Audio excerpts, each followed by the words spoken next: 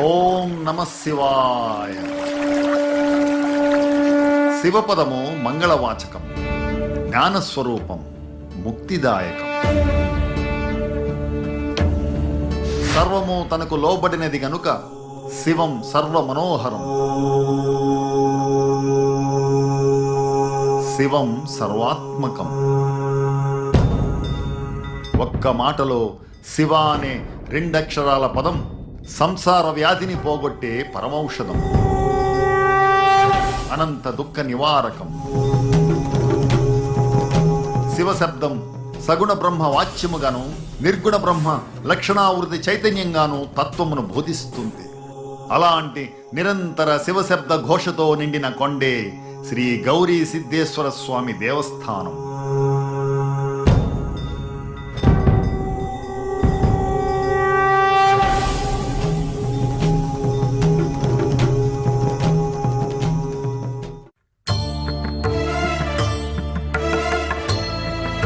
నాటి ఉమ్మడి వైఎస్ఆర్ కడప జిల్లా, నేటి అన్నమయ్య జిల్లాకు చెందిన ఓబులవారిపల్లె మండలం పెద్ద ఓరంపాడు గ్రామం పరిధిలోని ఈ భూకైలాసం ఎంతో మహిమాన్వితమైనది.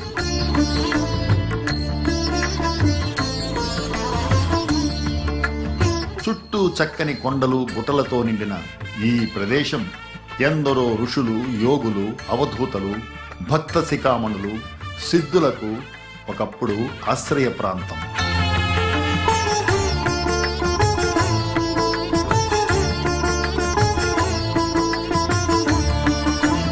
సిద్ధులకు నిలయంగా ఉండేది కాబట్టి ఇక్కడ వెలసిన దైవానికి సిద్ధేశ్వర స్వామిగా పేరు.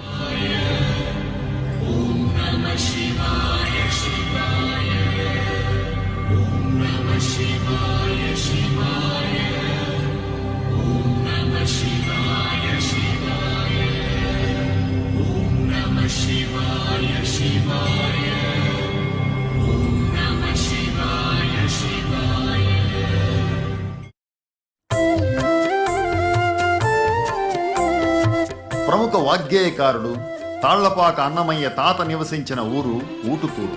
ఊటుకూరు దాపులనే గల బోయకొట్టం ఉడుమూరు. ఉడుమూరు వాసి తిన్నడు. తిన్నడే విల్లమ్ములు ధరించి వేట నిమిత్తం ఈ ప్రాంతం అడవి గుండా శ్రీకాళహస్తికి వెళుతూ శ్రీ గౌరీ సిద్ధేశ్వర స్వామి లింగమూర్తిని దర్శించుకున్నాడని ఒక ఐతిహ్యం. తిన్నడే తదనంతరం భక్త కన్నప్పగా అవతరించాడు.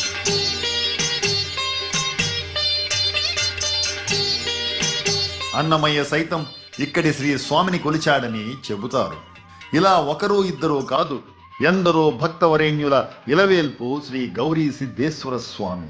వేదాల వీధులలో వెలిగే దీపమొకటి,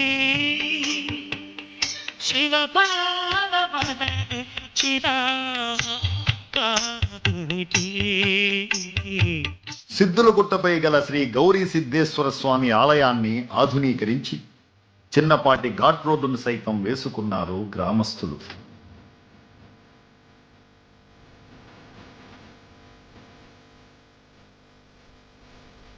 ఈ క్రమంలో గణపతి, శ్రీ గౌరీ అమ్మవారి ఉపాలయాలు సైతం వెలసాయి. నవగ్రహాల దేవుళ్ళు కొలువైనారు.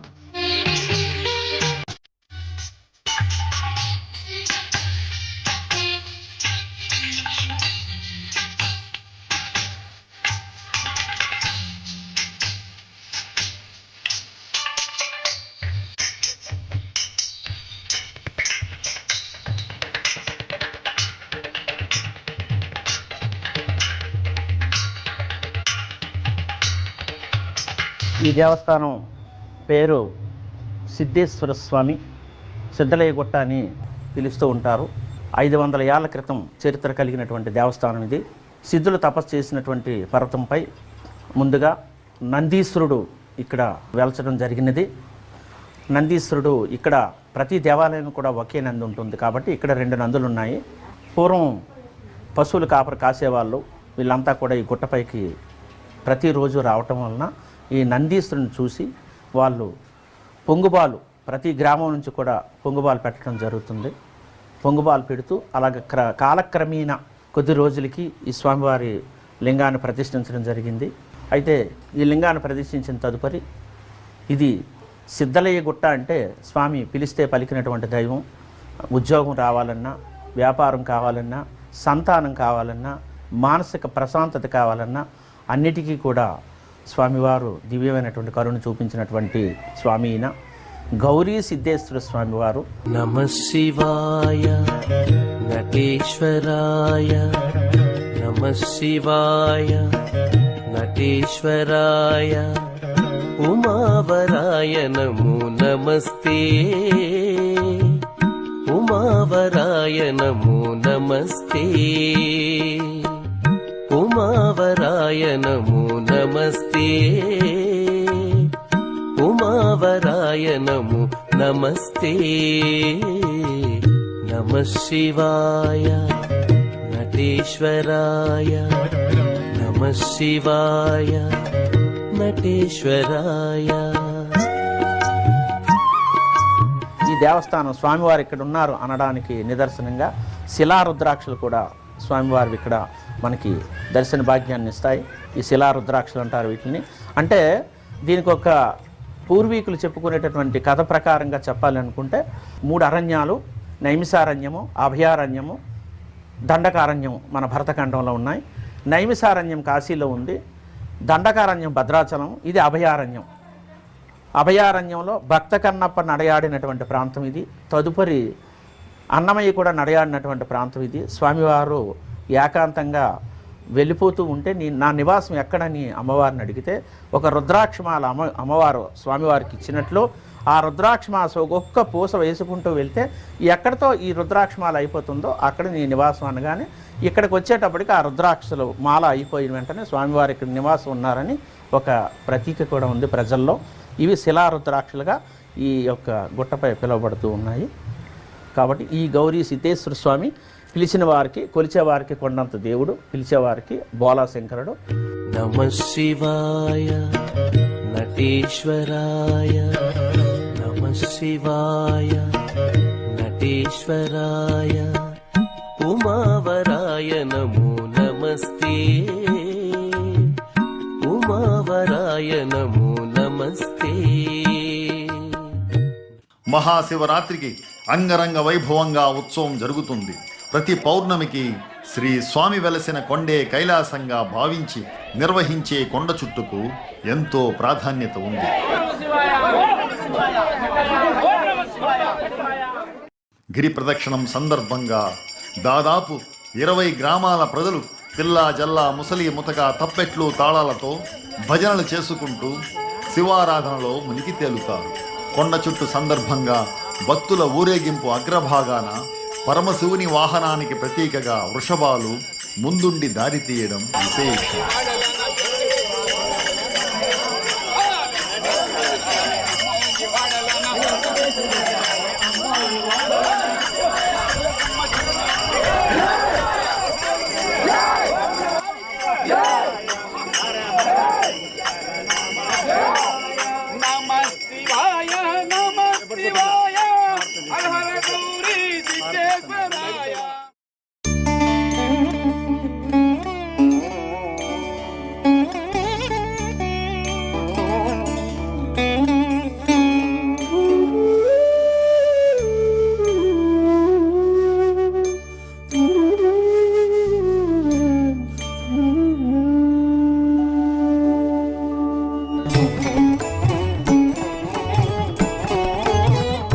ఎంతో పుణ్యప్రదమైన సిద్ధులయ్య కొండ పాదపీఠాన ఓ గోశాల నడుస్తోంది.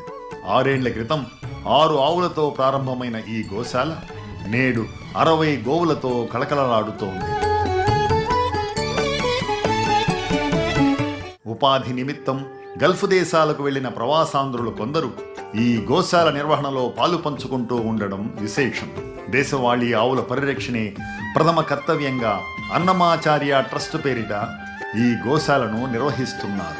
ముఖ్యంగా ఒంగోలు జాతి ఆవులు, ఇతర నాటు ఆవులు ఈ గోశాలలో ఆశ్రయం పొందుతున్నాయి.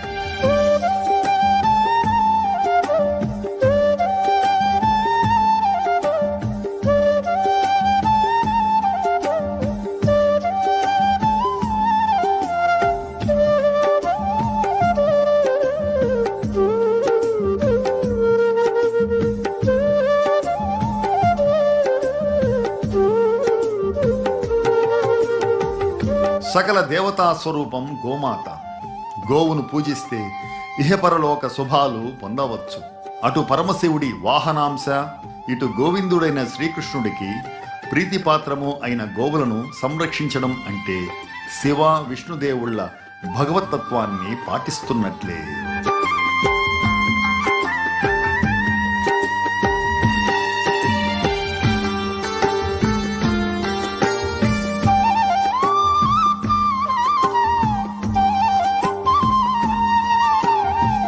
గోమాతల పదఘట్టనలతో గోధూళితో పావనమైన గోశాల ప్రాంగణంలో శ్రీ నారసింహయాగం ఇటీవల దివ్యంగా జరిగింది. అంతకు మునుపు గోపూజను ఘనంగా నిర్వహించారు. పలువురు పల్లె ప్రజలు భక్తి శ్రద్ధలతో గోవులకు పసుపు కుంకుమలు అద్ది పూజ సల్పి ప్రదక్షిణలు చేశారు.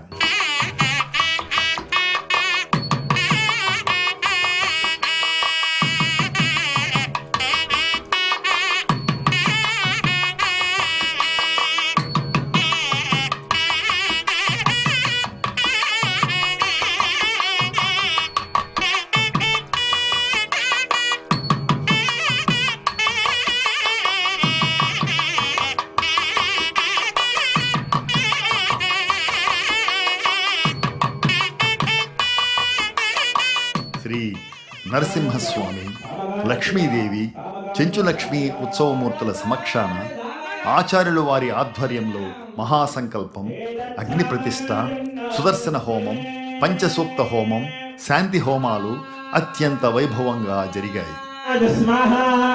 ఓం నమో నారాయణాయ స్వాహ. ఓం నమో నారాయణాయ స్వాహ. ఓం నమో నారాయణాయ స్వాహ. ఓం నమో నారాయణాయ స్వాహ. ఓం నమో నారాయణాయ స్వాహ. ఓం నమో శ్రీచక్ర కుంకుమార్చన సైతం కడు వేడుకగా సాగింది. పద్మింజే నమః.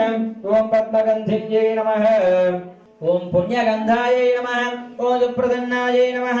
ఓం ప్రజాదాభిముఖ్యే నమః. ఓం ప్రభాయే నమః. ఓం చంద్రవదనాయే నమః.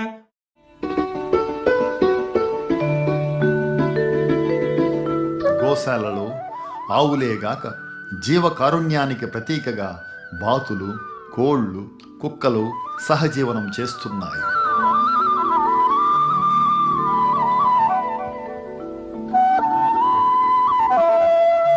గోవుల ఆరోగ్య స్థితిగతుల నిమిత్తం ఒక పశువైద్యుడు కూడా అందుబాటులో ఉన్నారు. గోవులు ఎంతో చలాకీగా, చురుగ్గా, ఆరోగ్యంగా ఉండడంలో వాటి పట్ల ప్రేమానురాగాలు, కరుణ చూపించడమే రహస్యమని నిర్వాహకుల అభిప్రాయం.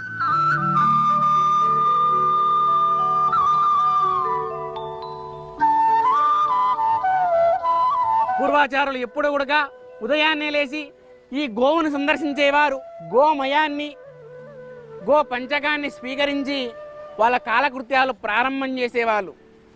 నేటి రోజున ఉన్నటువంటి యువత కానీ, మా తరానికి ఉండేటువంటి పెద్దలు కానీ ఈ గోవుల గురించి కానీ, పూర్వ సాంప్రదాయం గురించి కానీ, పూర్వాచారాల గురించి చెప్పేటువంటి వాళ్ళు ఎవ్వరూ లేకుండా పోయారు. కాబట్టి ప్రస్తుత కాలంలో ఉన్నటువంటి కొంతమంది భగవద్భక్తులు కూడా ఈ సాంప్రదాయాన్ని మర్చిపోతూ ఉన్నారు. అలా కాకుండా సాంప్రదాయాన్ని కొనసాగించాలి అంటే ఒక నాభి గోశాల,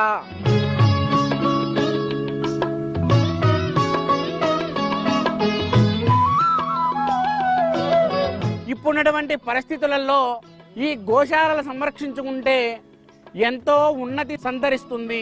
పక్క ఊర్లలో వారితో పోల్చుకుంటే అక్కడి వాళ్ళ రోగాలకి ఇక్కడి వారి యొక్క రోగాలకి చాలా తేడా ఉంటుంది. ఎందుకంటే రోజు కూడా ఆ ఆవులు వేసేటువంటి గిట్టల యొక్క శబ్దాన్ని బట్టే మనకు ఈ గుండెకి సంబంధించినటువంటి రోగాలు రావని చెప్పి పూర్వ సాంప్రదాయాల పూర్వాచారులు అందరూ కూడా చెప్పారు.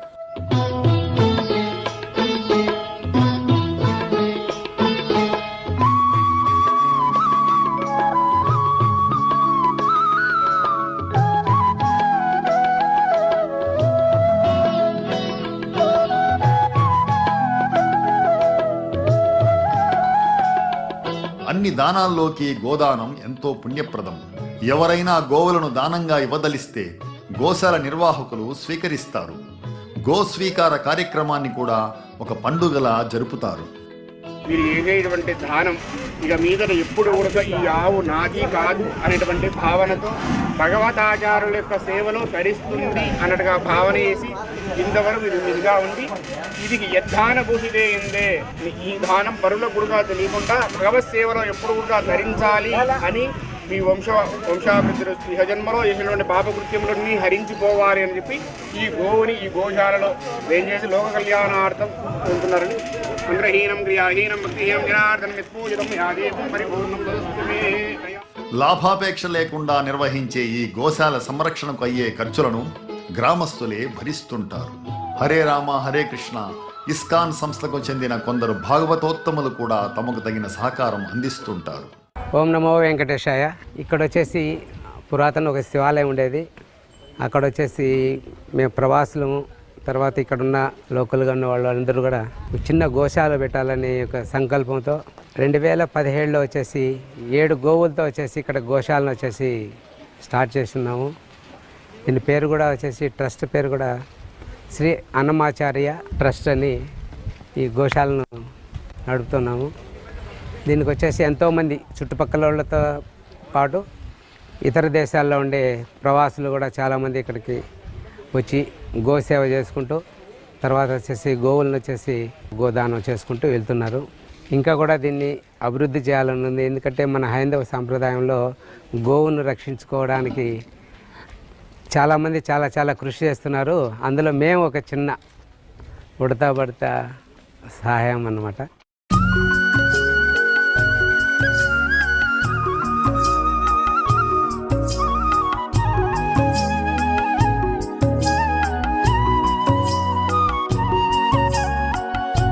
ప్రతిరోజు ఉదయాన్నే దాపులనున్న అడవిలో మేత మేసేందుకు గోవులను తోలుకెళ్లడానికి గోపాలురు ఉన్నారు. వారు సైతం ఎంతో ఉత్సాహంగా గోవులతో పాటు వెంట వెళ్ళి అవి కడుపు నిండా గడ్డి మేసి సాయంత్రం గోశాలకు తిరిగి వచ్చేంత దాకా వెన్నంటే ఉంటారు.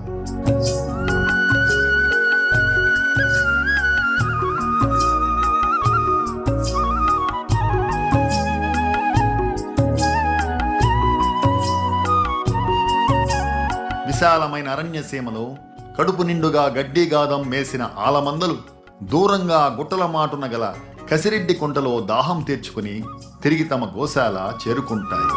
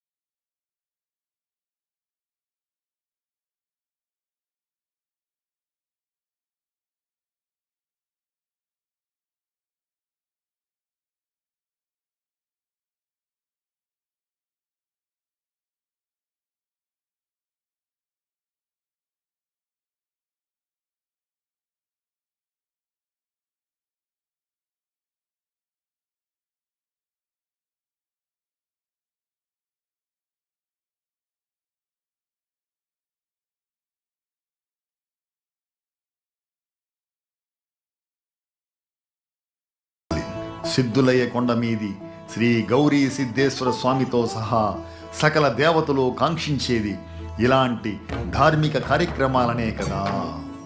ఓం నమః శివాయ.